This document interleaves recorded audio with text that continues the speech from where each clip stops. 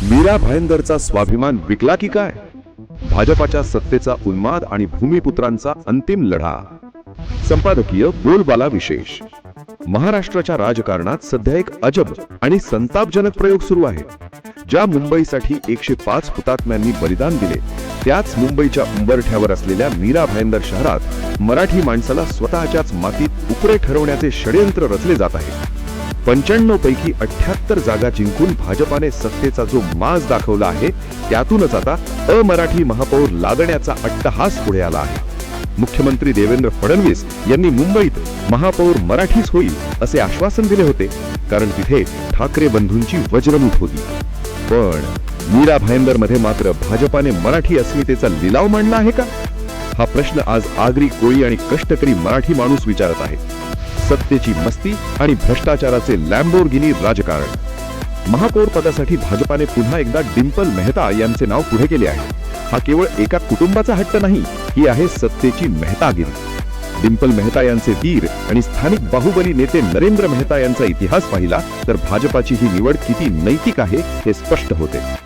मे 2022 मध्ये लाचलुचपत प्रतिबंधक विभागाने म्हणजे एसीबीने त्यांच्या घरावर धाड टाकली, तेव्हा 8.25 कोटी रुपयांची बेहिशोबी मालमत्ता आणि एक लॅम्बोर्गिनी कार सापडली होती. ज्या नेत्यावर बलात्कारासारखे गंभीर गुन्हे दाखल झाले, ज्यांच्यावर जातीवाचक शिवीगाळ केल्याचे आरोप भाजपाच्याच नगरसेविकेने लावले, त्याच कुटुंबाच्या हातात पुन्हा शहराच्या सत्तेची चावी देणे ही लोकशाहीची चेष्टा आहे. सर्वात संतापजनक बाब म्हणजे ज्यांना या महाराष्ट्रात जन्म होऊनही धड मराठी बोलता येत नाही, ज्यांना भारत कधी स्वतंत्र झाला याचेही साधे ज्ञान नाही, अशा अमराठी उमेदवाराला शहराच्या प्रथम नागरिकपदी बसवून भाजपा नेमका कोणता लिटमस टेस्ट करू पाहत आहे? भाजपाकडे 46 मराठी नगरसेवक असतानाही एका अमराठी महिलेसाठी इतका अट्टहास का?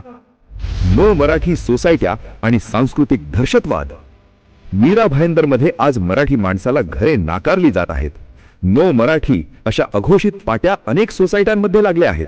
मांस विक्रीवर बंदी घालून स्थानिकांच्या खाद्य संस्कृतीवर घाला घातला जात आहे. जुलै 2025 मध्ये घडलेले स्लॅपगेट प्रकरण आजही विसरता येणार नाही.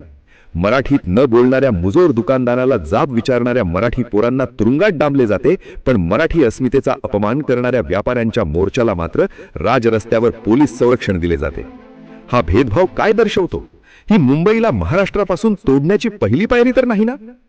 MMR मध्ये मराठी सन्मान आणि मीरा भाईंदरचा अपमान. शेजारील ठाणे महानगरपालिकेत शर्मिला पिंपळकर गायकवाड आणि कल्याण डोंबिवलीत हर्षली थविल चौधरी या मराठी भगिनी महापौर होऊ शकतात, मग फक्त मीरा भाईंदर मध्येच हा अमराठी प्रयोग कशासाठी? जर भाजपाला मुंबईत मराठी महापौर चालतो, तर मीरा भाईंदर मध्ये त्यांच्या हिंदुत्वाच्या व्याख्येत मराठी माणूस का बसत नाही? भाजपाच्या या दुटप्पी भूमिकेचा आता बुरखा फाटला आहे.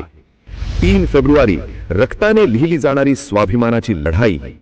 मराठी एकीकरण समितीचे अध्यक्ष गोवर्धन देशमुख यांनी दिलेला इशारा अत्यंत गंभीर आहे. उग्र आंदोलन असेल, रक्त सांडेल, इथे कोणाचाही मृत्यू झाला, मी जर माझ्यावर जरी गोळ्या घातल्या पोलिसांनी तर माझं बलिदान द्यायला मी तयार आहे. परंतु अमराठी महापौर या मीरा भाईंदर महानगरपालिकेवर मराठी एकीकरण समिती बसू देणार नाही.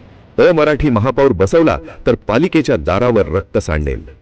हा इशारा केवळ एका व्यक्तीचा नाही, तो आहे प्रत्येक स्वाभिमानी मराठी माणसाचा हुंकार. 3 फेब्रुवारी 2026 सकाळी 10 वाजता भाईंदरच्या सुभाषचंद्र बोस मैदानापासून निघणारा मराठी आंदोलन मोर्चा भाजपाच्या सत्तेची खुर्ची हलवल्याशिवाय राहणार नाही. या लढाईत मनसे आणि शिवसेना उद्धव ठाकरे यांचा पाठिंबा असल्याने 20 वर्षांनंतर मराठी अस्मितेसाठी ठाकरे बंधूंनी दाखवलेली ही एकी भाजपासाठी धोक्याची घंटा आहे. सडेतोड बोलबाला. आता वेळ आली आहे अंतिम लढाईची. जर आज मीरा भाईंदरचा मराठी माणूस गप्प बसला, तर उद्या संपूर्ण मुंबई महानगर प्रदेशातून भूमिपुत्रांचे अस्तित्व पुसून टाकले जाईल.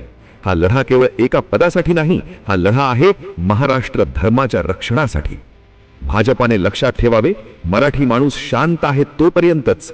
एकदा का तो पेटला तर समोर पैशांच्या राशी असोत वा सत्तेचा उन्माद, तो कोणालाही गाडल्याशिवाय शांत बसत नाही.